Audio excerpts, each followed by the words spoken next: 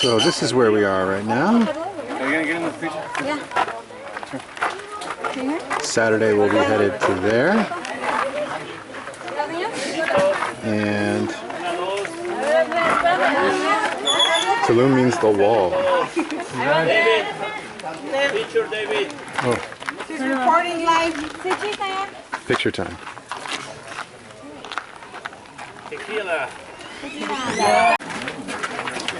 Alright, now we're going in under the wall into where the upper class stays.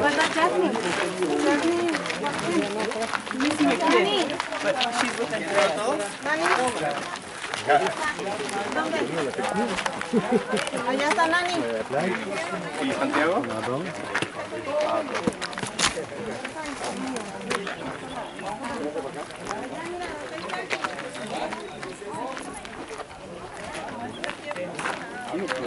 This is a mix of cultures. This is not only pure Maya, this is Mayan and Totec. So you want to find streets, buildings, temples, and cenotes also. So in all this area you will find three walls. This is the first one, the front is the second one, and on the left is the third one. The fourth one would be the coral reef that is at the ocean. Yeah, that's the fourth Okay, wall. That's the fourth wall. So multicultural. Multicultural. Interesting. Yeah. The Toltecs started to move to South America, and they were getting more land to ask for tribute to the other kings. So they moved out. They moved. The Toltecs moved out. Yeah, they moved to the south. Okay. All right. Now, what is the difference in the classical? What is the time period from classical, pre-classical, post-classical? What are those time periods? Well, they start in 100 before Christ to the 700 after Christ. That's the first period. Okay. Classic period would be from the 700 to the 1200. Okay. And post-classic from the is mixing also from the 900 to the 1500 when the Spaniards arrived. I see. So that's when they start mixing cultures. Oh, okay. Interesting. The name that the Spaniards called to this place is called Tulum. Right. Or Tulum is wall. The wall. They were saying out of the wall. So they were trying to keep them out from the wall. The original name from this place is Sabna, which means sunset. And once we start getting inside, you will see why they call it No, but sunset. is that east over there? Is that where the sun would rise, right? Yes, that's east. Yeah, okay, but they called it sunset. They call it sunset. Oh, okay. All right. So those circular posts are from the Toltecs. Yes, So they're super old. they are super old. And the rest of this is from the Mayans. Well, this is, when you see that is a square building, is because it's original Mayan. Got it. Very smart. This is the school, okay. This is a school now? There's the beach facing east. And through here, he just told me that there was a hole facing east. It was kind of like the wind hole, and when it would blow really fast, like hurricane, it would make a sound like whoo, and that's how they knew that the windy season or hurricane season was coming. Over there, when you see the Calapa area, is a person that is upside down. It's coming like descending from the sky. It's dedicated to the big god. Okay, that means fertility also. Okay. And it looks also like sunrise because the sun is coming out every day. And they talk the sun dies every day, so that's why it is a god, because dies and gets alive again every single day. Makes sense. Tell me about how I think it was the pre-classical Mayas believed the Earth was flat with 4 corners, and then it was the post-classical when they started thinking it was a globe, right? Is that right? I remember Itzhak said that last time. Well, they were always watching the sky. Yeah. So they have people that was dedicated 24 hours just to look to the sky and make records. So that's why they know about the eclipses. They know about the 4 periods that we have also during the year. This the most exact calendar in the world. Even the NASA has a difference from 3 seconds.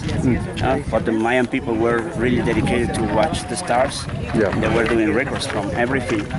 So they were doing on the classic period the records that they took. They have only 4 points, but after the 200 after Christ, they start watching that the sun was going back and forth, and that's why they made record that the world, the earth is rounded.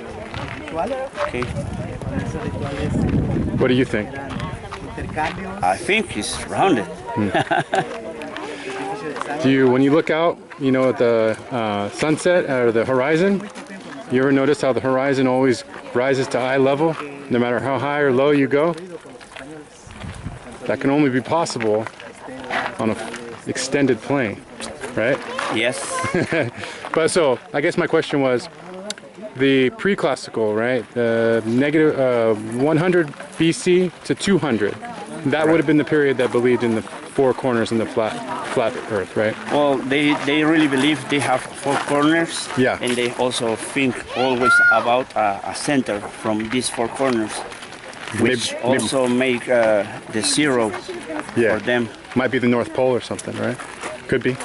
No, the central point is always like the center of the universe for them. Ah, okay. All right. Makes sense. Awesome. Larger, and from the front to the back, they used to have large heads. Elongated skulls? Yes. And also this part of your face was a little bit larger. No nose. Not human. No nose. Yeah. It was like only 2 holes in the middle, but almost no nose. Yeah. Because it would seem that these like Kukulkan and all these feathered serpents, exactly. Right? So these would be like reptilians, maybe that could switch from human reptilian form to like a dragon form or animal form, right? Human form too?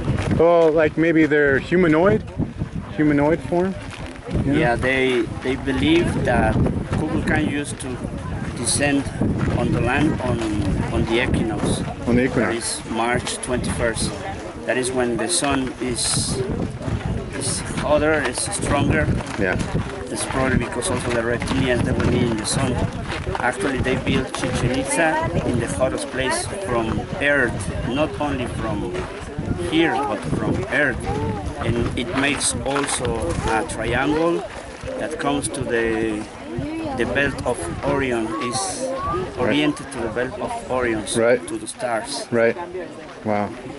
So they were making a relationship between the aliens, reptilians, and the sun, because they were needing like energy from there.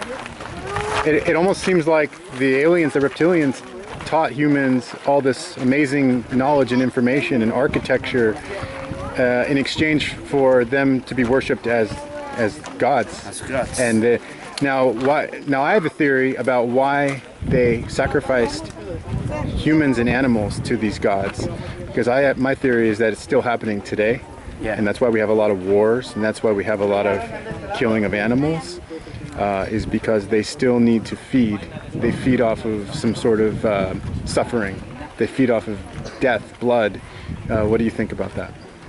I think so, because there is also many people disappearing in the world. Yeah. Nobody knows about it. Yeah. It's like people that used to live in the streets from one day to the other. Nobody knows about them. Right. People that have no families, they disappear and nobody knows about them. Yeah. Yeah. And do you think that is maybe to feed the reptilians? Probably, yeah. So it's like those gods that were ruling the Mayan people still here today. Well, actually, the theory is that they live with us. Yeah. And they can become from reptilians to humans. They can shapeshift. Yes. It's very interesting. It is. Makes you wonder about, yeah, all the kidnapped people. And I've been researching factory farming slaughterhouses. And a lot of them are located on ley lines of the earth that have special energy points. So it's almost like they're giving that, they're sacrificing the good energy to make it bad energy, and they're giving that energy to maybe the reptilian gods or something still, you know? Probably. That's my theory. Like, why else would they put slaughterhouses on ley lines? Yes, doesn't make sense. Doesn't make sense. All that suffering, and they know those animals are suffering, and they keep them in horrible conditions. And for me, it just means the same thing, is that suffering that the Mayans were giving in the temples is still happening today. Yes. You know, does that make sense to you? Yeah, it does. It really does. I'm a vegetarian. The beach, you can do it. It's up to you. You can see the wall, the coral reef. So this was the fourth wall right here. That's the fourth wall. And see, there's perfectly eye level horizon. Yes. And we can go up another 1,000 feet and it'll rise to our eye level. It's pretty interesting, huh? It is very interesting. But okay, so this is the fourth wall. Now this is was this the temple where they would do sacrifices, or am I off on that? Oh, this is the back of El Castillo. Right. One of the main buildings for Tulum. Okay. And was used for several purposes, like rituals, human sacrifices. It depends on the time of the year. Okay. May change the activities here. Okay, and they sacrifice humans and animals, right? Yeah. Both. To their reptilian gods, and that was their form of worship, was just that they couldn't have given them anything better rather than a dead. Yeah. According to the tradition in this area, especially in Tulum, you can offer the best, and the best for the Maya mixed with the Tolteca was a human life. The best. Or animal life. Yeah. That's Right. the best that you can offer. Some sort of innocent, right? An innocent being. Yeah, if you go other areas like Guatemala or Chiapas state, the tradition of sacrifice is different, because over there is blood sacrifices, and the blood sacrifices is the same purpose, but you gotta do is pinch your tongue with the sting of a stingray, and with a rope full of spikes, you gotta pass it by your tongue, and all of the blood that is coming out is like the pay for the information or for the good time that you're expecting. It's the kind of same purpose that this area. So some areas would require more blood, and some areas would require just the death itself. Is that what you're saying? Yeah. Okay, and this area would be just the death itself. Even if we are in the Maya area, depending where you are, the traditions are different. The rituals are different. It's so different, the rituals from Tulum that you find Chichen Itza or Guatemala or some other areas. We have to talk about a place and just focus on that place. When you want to expand like the information, you just talk general stuff, but each site is individual. Like Tulum is just Tulum. You go Chichen Itza, it's just Chichen Itza. You go Guatemala, it's just Guatemala. And there is just a few things that they share, like the gods, the main gods. Some rituals, but not all of them. Okay. So, but this area right here was more for sacrificing humans to these reptilian shape-shifting gods, and that was the best thing that you could give them. Was a human life. Yeah. Wow. You see that little... Pretty twisted. What's that? Look, you see that little... Lizard? Iguana? Speaking of lizards. In the window? Yeah, lizard is full of iguana. The Saiba tree, or the Yekshe, it's considered one of the sacred trees for the Maya, because according to the beliefs, this is a tree that can stay in the three levels of the cosmos. The roots goes all the way to the underworld. They touch the water from the cenotes, and then we have the trunk, which belongs to this world, and then we have the branches that belongs to the upper world or the heavens. The heavens.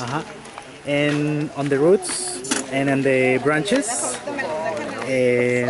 is where the gods lives, like the underworld gods and the upper world gods.